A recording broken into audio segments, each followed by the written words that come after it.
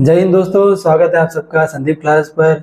जैसा कि बहुत सारे बच्चों के एसएससी एमटीएस की वैकेंसी का इंतजार था, आज 26 जून जो है, आज के दिन ही एसएससी ने अपना एसएससी एमटीएस का नोटिफिकेशन आउट कर दिया है और आज से आप लोग जो है इसका अप्लाई कर सकते हैं।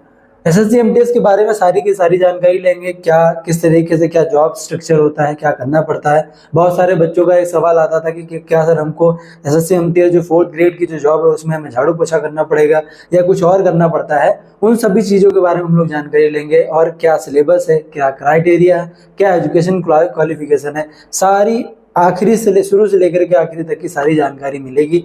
आखिरी तक बने रहिएगा। जैसा कि आज ही जो है एसएससी एमटीएस ने जो नोटिफिकेशन निकाला, यानी 26 जून जो है 2025 से आप अप्लाई कर सकते हैं। और कब तक की अप्लाई कर सकते हैं? 26 जून से आप अप्लाई कर सकते हैं और 27 जुलाई तक की आप इसके फॉर्म भर सकते हैं। फिर अगर हम लोग देखते हैं कि अगर last date of the time of the receipt of the online application, यानी 24 जुलाई को लास्ट डेट, आप 11 बजे के पहले तक की आप इसको भर सकते हैं। ठीक, उसके बाद हम लोग देखते हैं कि ऑनलाइन पेमेंट की अगर है तो एक दिन और मिलता है, यानी 25 जुलाई तक की आप इसको भर सकते हैं। फिर हम लोग देखते हैं अगर मान लो फॉर्म भरने में कुछ गलतियां हो जाती है। बहुत सारे बच्चे ऐसे होते हैं जो फॉर्म जल्दी में भर देते हैं या साइबर कैफे वाले से भरवाते हैं, बट वो खुद नहीं देखते हैं। तो बहुत सारी ऐसी गलतियां होती हैं। कई बच्चों को अपनी जॉब भी देनी पड़ी है इसी चक्करों में, गलतियों के चक्करों में। तो आप सही तरीके से फॉर्म भरिएगा। उसके बाद में इन केस अगर कोई गलती होती है तो आप उसको देखिए, पूरा फॉर्म जो आपको रिसिप्ट मिलती है, अगर कोई गलती हो जाती है तो करेक्शन डेट की जो डेट है वो जो फॉर्म करेक्शन है वो 29 जुलाई 2025 तक की आप 29 से लेकर 31 तक की आप कर सकते हैं इसको, यानी 29 से 31 दिन मिलेंगे आपको करेक्शन करने के लिए। फिर हम लोग देखते थे जो शेड्यूल कंप्यूटर बेस्ड, अब एक ऐसा एग्जाम एसएससी का है जिसमें आपका फॉर्म आज आ गया है। आपको पता है कि जो आपका एग्जाम होगा वो 20 सितंबर से लेकर के 24 अक्टूबर के बीच में होगा। यानी अगर हम लोग देखें तो जून खत्म हो गया, जुलाई के 30 दिन, अगस्त के 30 दिन मान के चलिए, और सितंबर के जो है अगर ये 20 तारीख को है, ये 15 दिन अगर मान के चलिए, तो अगर 20 दिन इसको भी मान लेते हैं तो 20 60 80 दिन का जो है आपका शेड्यूल है। 80 दिन आपको जो है वो तैयारी करने के मिलते हैं। आज से आप लोग एक टाइम टेबल बना लीजिए और रोज पर डे कुछ न कुछ जो है वो आप सिलेबस अकॉर्डिंग पूरा सिलेबस दे रखिए, उसको नोट डाउन करिए और उसको आप धीरे धीरे खत्म करते रहिए। यानी एग्जाम डेट भी आपको पता है 20 सितंबर से लेकर के 24 अक्टूबर के बीच में एग्जाम होगा। और अगर कोई भी प्रॉब्लम होती है तो ये टोल फ्री नंबर दिया है, इस पर आप कॉल कर सकते हैं। ठीक, तो एप्लीकेशन अगर स्टार्ट है 26 जून से लेकर के 24 जुलाई तक की। अगर फॉर्म जो फीस जो है वो कुछ लोग जो ऑफलाइन जमा करते हैं वो 25 तक की जमा कर सकते हैं। करेक्शन जो डेट होगी 29 से 31 के जुलाई के बीच में होगा। एग्जाम आपको पता चल गया है 20 सितंबर से लेकर के 24 अक्टूबर तक की होगी। आगे हम लोग देखते हैं क्या दिया गया है कि tentative vacancies of the post are as under, यानी इसमें क्या है कि जो एमटीएस की वैकेंसी है वो अभी दी नहीं गई है, ये कलेक्ट कर रहे हैं एसएससी। अगर ये देखा जाए तो 12,000 के आसपास अभी भी वैकेंसी, 12,000 के आसपास जो है वैकेंसी इसकी खाली है। या अगर टोटल हम लोग देखें 12,336 के आसपास जो वैकेंसी है वो जो रेट डाली थी उसमें खाली मिल रही है। तो एमटीएस की लगभग 12,000 के आसपास वैकेंसी आएंगी, बट अभी जो है वो एमटीएस का है वैकेंसीज कलेक्ट कर रहा है। अभी नंबर ऑफ वैकेंसी नहीं दी एसएससी में, क्या रीजन है एसएससी वाले खुद जानते हैं। उसके बाद में हवलदार की वैकेंसी दे दी है कि यहाँ पर 1075 होंगी, बट इसमें भी स्टार लगा है। तो ये जो वैकेंसीज हैं बढ़ सकती हैं, घटने की तो नंबर ऑफ वैकेंसी दे ही दिया है, ये भी वैकेंसी बढ़ सकती है। और लगभग हम लोग देखें तो 12,336 के आसपास, यानी 12,000 के आसपास जो वैकेंसी आपके इसमें आएगी। अब हम लोग देखते हैं कि अपडेट जो डिटेल दी गई है वो भी अवेलेबल हो जाएगी साइट पे, जिस तरीके से जो उनको मिलेंगी नंबर ऑफ पोस्ट की रिक्वायरमेंट, उस हिसाब से उनको वो अप्लाई कर देंगे। ठीक, तो अगर हम लोग देखें एमटीएस की जो वैकेंसी है वो कभी नंबर नहीं दिया गया है, हवलदार की वैकेंसी के दे दी गई है जो हमारी 1075 के आसपास है। आगे हम लोग देखते हैं कि और क्या चीजें दिया है इस एग्जाम में फॉर्म। आगे हम लोग देखते हैं कि आगे क्या दिया है, कि इसमें क्या दिया है कि रिजर्वेशन किस तरीके से मिलेगा। रिजर्वेशन कुछ जो होते हैं वो शेड्यूल कास्ट में और शेड्यूल ट्राइब यानी एससी और एसटी और ओबीसी और ईडब्ल्यूएस और ईएसएम, इन सभी को, जैसे पीडब्ल्यूबीडी, इनको मिलता है इनको जो रिलैक्सेशन मिलेगा as per extend government orders, यानी जो ऑर्डर्स होंगे वो उन्हीं के अकॉर्डिंग ही इनको मिलता है। तो अगर ये कहें कि अभी हम लोग इसका रिजर्वेशन भी देख लेंगे, किस कैटेगरी को कितना रिजर्वेशन मिलता है, आगे हम लोग देखेंगे। आगे देखते हैं इसमें क्या दिया है। हम लोग देखते हैं कि जब फॉर्म भरेंगे तो आपकी एज कितनी होनी चाहिए, एज लिमिट कितनी मांगता है। तो अगर हम लोग देखें जो एज लिमिट है यहाँ पर दी गई है। अब दूसरी चीज एक आती है कि कुछ बच्चों के जो है क्वेश्चन आ रहा था कि हमारी जो एज है वो किस तारीख से कंक्लूड या इंक्लूड की जाती है।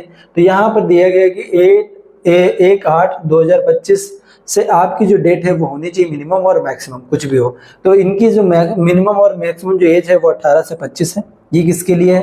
ये फॉर एमटीएस के लिए है। हवलदार के लिए अगर कहा जाए 18 से 27 है। और जो इसमें जो होता है वो फॉर्म जो देखी जाती है वो 1/8/2007 के बाद का होना चाहिए और 1/8/2098 के पहले का होना चाहिए, यानी इसके बाद का नहीं होना चाहिए 98 के, और यहाँ से इसके बाद नहीं होना चाहिए। यानी 98 मिनिमम है और मैक्सिमम जो है वो 7 के आसपास दिया गया है। और जो बाकी जो होती है कुछ पोस्टें जो होती हैं वो पोस्टों के हिसाब से भी रिक्वायरमेंट किया था। बट अगर मिनिमम और मैक्सिमम एज देखा जाए दोनों में 18 साल है, 25 और 27 में, एमटीएस में 25 और हवलदार में 27 होती है। ये तो होगी एज की बात। अब आगे हम लोग चलते हैं और देखते हैं कि किस कैटेगरी के लोगों को कितना एज रिलैक्सेशन मिलता है। जैसे अगर कहा जाए कि एससी और एसटी को 5 साल का मिलता है, ओबीसी को 3 साल का मिलता है, और पीडब्ल्यूबीडी यानी अनरिजर्व कैटेगरी को 10 साल का मिलता है, और ओबीसी पीडब्ल्यूबीडी ओबीसी को 13 साल का, और अगर कोई एससी और एसटी का होगा उसको 15 साल का मिलता है। उसके बाद में कुछ और रिलैक्सेशन मिलते हैं, जैसे अगर कोई एक्स सर्विसमैन हो उसको 3 साल का छूट मिलती है। और उसके बाद में कहा जाए कि जो कोई डिफेंस पर्सनल डिसेबल्स इन ऑपरेशन में उसको 3 साल की छूट मिलती है। उसके बाद में defence personnel disable in the operation of the during the hostels with the foreign country, इसमें 8 साल की छूट मिलती है। दूसरा क्या है, government central government civilization employees के लिए who have to rendered not less than 3 years, इन लोगों को 40 साल तक की ये फॉर्म भर सकते हैं। फिर क्या है कि अगर कोई सेंट्रल गवर्नमेंट में सिविलाइजेशन अगर एम्प्लॉय है नॉट लेस देन 3 इयर्स का अगर कुछ ने कंट्रीब्यूशन किया है उसको 45 साल तक की भर सकते हैं। तो मेन जो है वो यहाँ से लेकर के ऊपर की अगर एरिया देखते हैं तो एससी एसटी को 5 साल का, ओबीसी को 3 साल का, पीडब्ल्यूबीडी को 10 साल का, पीडब्ल्यूबीडी ओबीसी का होगा तो उसको 15 साल का, पीडब्ल्यूबीडी एससी एसटी का होगा उसको 15 साल का एज रिलैक्सेशन मिलता है।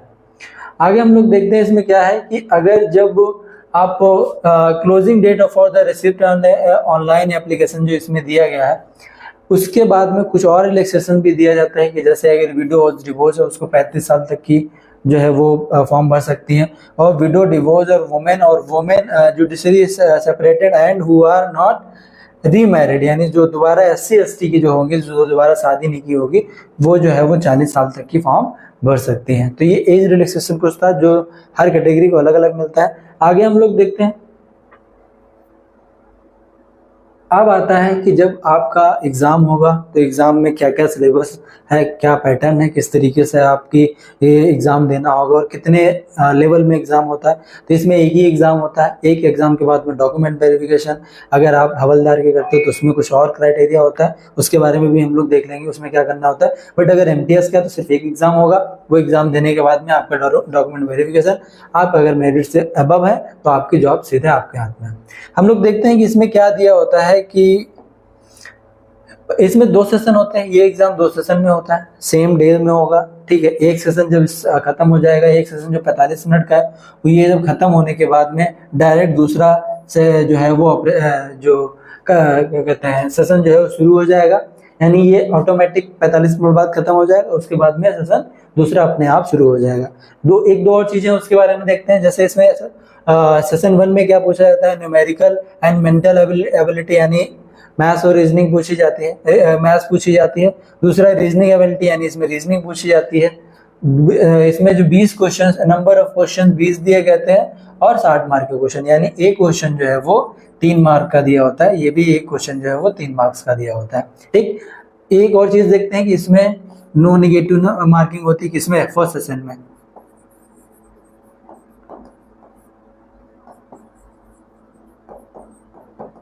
बट इसमें जो नेगेटिव मार्किंग होती है, तो यानी पहले सेशन में नेगेटिव मार्किंग नहीं होती है और दूसरे सेशन में नेगेटिव मार्किंग होती है। जब पहला सेशन 45 मिनट बाद खत्म हो जाएगा, ऑटोमेटिक दूसरा सेशन शुरू हो जाएगा। इसमें क्या पूछा जाएगा, जनरल अवेयरनेस। इसमें 25 क्वेश्चन जो होंगे वो 75 मार्क्स के होंगे। ठीक, यहाँ पर देखते हैं ये भी 25 या 75 होता है, ये भी 3 नंबर का होता है और ये भी 3 नंबर का होगा। अब उसके बाद में इंग्लिश लैंग्वेज और कॉम्प्रिहेंशन जो है वो भी 25 क्वेश्चन 75 नंबर के होंगे। यानी पहले सेशन में मैथ्स और रीजनिंग पूछा जाएगा, दूसरे सेशन में जो पूछी जाएगी वो जीएस और इंग्लिश पूछी जाएगी। अब आपको ये डिसाइड करना है कि आपका सब्जेक्ट कौन सा स्ट्रांग है, उसको कम समय दे करके जो आपको लगता है कि जो मेरिट बनती है, अगर हम लोग नॉर्मली देखें, एक इंग्लिश पे बनती है, दूसरी मैथ्स पे बनती है। ठीक, दो ऐसे सब्जेक्ट ऐसे हैं जिन पे आपको मेरिट बनती है। अगर आप देखें कि मेरिट किस पे बनती है, पहला मैथ्स पे बनती है और दूसरी जो मेरिट बनती है, डिसाइड करता है आपकी जॉब, वो इंग्लिश का ग्रामर पोर्शन जो है वो डिसाइड करता है। अब हम लोग आगे देखते हैं कि जैसे ये देखिए कि जो कंप्यूटर बेस्ड एग्जाम होगा, ये एग्जाम के बारे में कुछ चीजें थी, इनको मैंने इसलिए लिया है क्योंकि ये इंपॉर्टेंट थी। पहला क्या, कंप्यूटर बेस्ड एग्जाम जो है वो 2 सेशन में शुरू होगा, वही जो हमने बोला अभी, सेम डे में होगा, session 1 session 2 on the same day, यानी ये सेम डे बहुत सेशन होंगे। उसके बाद में क्या देगा, कंडीशन शुरू हो, यानी 40, वही हमने वो लिखा हुआ है कि 45 मिनट बाद अपने आप ऑटोमेटिक फर्स्ट सेशन खत्म हो जाएगा। उसके बाद में 45 मिनट में अपने आप जो है वो सेकंड सेशन शुरू हो जाएगा। ये कंप्यूटर बेस्ड सेशन होगा, यानी जो ऑनलाइन एग्जाम होगा वही बताया गया है। आगे देखते हैं हम लोग, इसमें देगा there will be no negative marking on the session 1, यानी मैंने जो भी बताया सेशन 1 में कोई नेगेटिव मार्किंग नहीं होती है, बट सेशन 2 में जो है वो नेगेटिव मार्किंग होती है, 1 mark of each of the wrong question. यानी अगर 3 नंबर आपको गलत, यानी अगर इसको कहें कि 1/3 जो है वो आपका नेगेटिव मार्किंग होती है। ठीक, अब ये टेंटेटिव जो आंसर की जहाँ आपको एग्जाम के बाद में मिल जाएगी, उसके बारे में दिया गया ज़्यादा कुछ नहीं, बस 2-3 लाइनें जो थी वो इंपॉर्टेंट थी। पहले अगर हम लोग देखें, अगर इसमें कुछ अगर देखना चाहें तो पहले सेशन में नेगेटिव मार्किंग नहीं होती है, दूसरे सेशन में नेगेटिव मार्किंग होती है। पहले सेशन खत्म होने का यानी 45 मिनट के बाद में ऑटोमेटिक दूसरा सेशन शुरू हो जाएगा। सेम डे में दोनों सेशन होंगे, ये कुछ जो है अलग अलग नहीं दिन होंगे, एक ही दिन में दोनों सेशन होंगे, एक ही एग्जाम में 2 पार्ट में बटा हुआ है, बट यही बताया गया।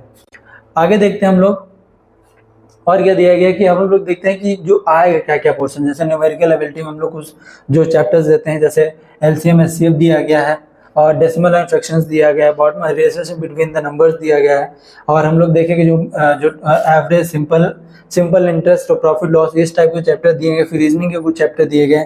उसके बाद में हम लोग देखते हैं जब मैथ्स और रीजनिंग हो गया, उसके बाद में ये इंग्लिश ग्रामर का जो है, इंग्लिश ग्रामर का पोर्शन दिया गया है, antonyms, synonyms, antonyms, correct the usage of ये ग्रामर, सेंटेंसेस, वोकैबुलरी, इस टाइप के जो है वो इंग्लिश में आया है।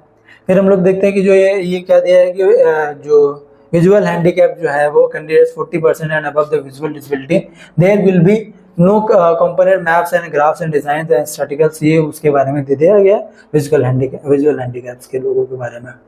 आगे हम लोग देखते हैं, अब ये दिया गया है एमटीएस में कोई जो दौड़ भाग नहीं होती है, बट जो उसके लिए होता है हवलदार के लिए, वहां पर रनिंग नहीं होती है, वॉकिंग होती है। कितनी, 1600 मीटर की 15 मिनट में सिर्फ वॉकिंग होती है, तेज तेज चलना होता है। अब फीमेल के लिए क्या गया, 1 किलोमीटर 20 मिनट के लिए दिया गया। मेल और फीमेल की अलग अलग दी गई, मेल की 1600 मीटर 15 मिनट में दिया गया और ये 1 किलोमीटर ये इसमें दिया गया, यानी 1000, यहाँ पर ये इसको देखें तो 1000 मीटर जो है वो 20 मिनट में दिया गया है।